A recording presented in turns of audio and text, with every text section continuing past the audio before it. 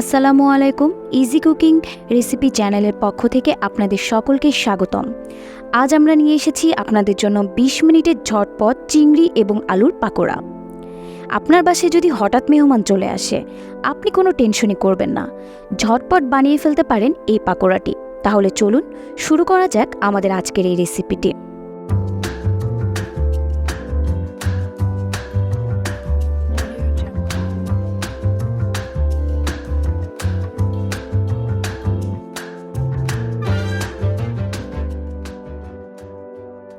দেখতেই পাচ্ছেন, প্রথমে আমি একটি বাটির মধ্যে সামান্য কিছু আলুকে কুচি করে নিয়েছি। এরপর আমি আগেই কেটে রেখেছিলাম কিছু গাজর কুচি, এর সাথে আমি মিশিয়ে দিলাম গাজর কুচি।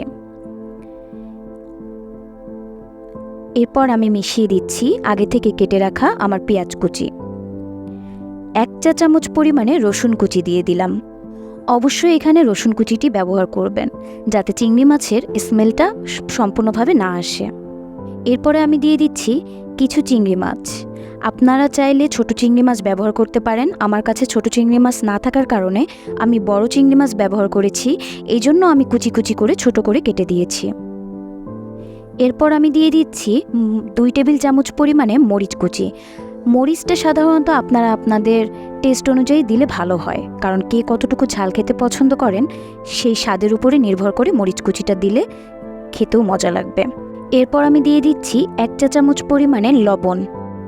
এখন আমি দিয়ে দিচ্ছি 1 চা চামচ পরিমাণে মরিচ গুঁড়া, 1/2 চা চামচ পরিমাণ হলুদ গুঁড়া, 1 চা চামচ পরিমাণ জিরার গুঁড়া, 1 চা চামচ পরিমাণ কাবাব মশলা গুঁড়া। আপনারা চাইলে কাবাব মশলা গুঁড়াটা ব্যবহারও করতে পারেন, নাও ব্যবহার করতে পারেন। আমার বাসাতে এটা ছিল, তাই আমি ফ্লেভারের জন্য কাবাব মশলা গুঁড়াটাকে অ্যাড করে নিয়েছি। এবার আমি সম্পূর্ণ ইনগ্রেডিয়েন্টকে হাত দিয়ে সুন্দর করে মেখে নিব। এক পর্যায়ে আমি এর মধ্যে আটা দিয়ে দিব। আটা দিয়ে আমার সম্পূর্ণ ইনগ্রেডিয়েন্টকে আমি সুন্দরভাবে মেখে নিব। আপনারা চাইলে এখানে ময়দাও ব্যবহার করতে পারেন। আমি 1/2 কাপ পরিমাণে আটা ব্যবহার করেছি। এবার আমি আমার আটার সঙ্গে সুন্দর করে আমার মাখানো ইনগ্রেডিয়েন্টগুলোকে আরও সুন্দর করে মাখিয়ে নিচ্ছি। মাখানোর এক পর্যায়ে আমি এর মধ্যে হালকা কিছু পরিমাণে পানি অ্যাড করতে থাকব, যাতে ইনগ্রেডিয়েন্টটা আরও সুন্দরভাবে মাখানো হয়।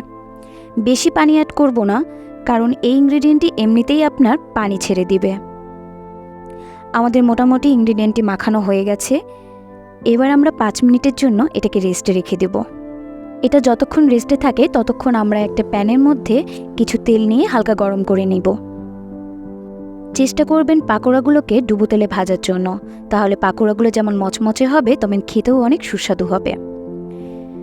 এবার আমরা এই ডুবো তেলের মধ্যে আমাদের পাকোড়াগুলোকে সুন্দর করে দিয়ে দিচ্ছি।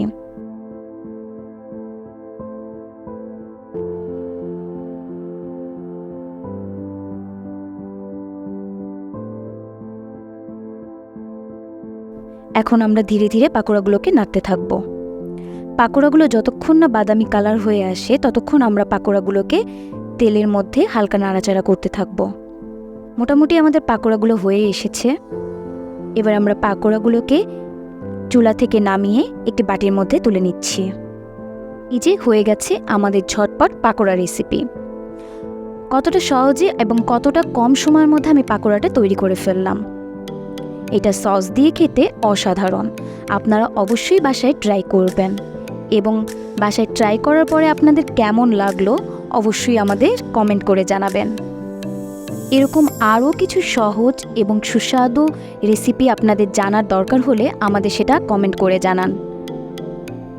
এই পর্যন্তই, ভালো থাকবেন। আসসালামু আলাইকুম।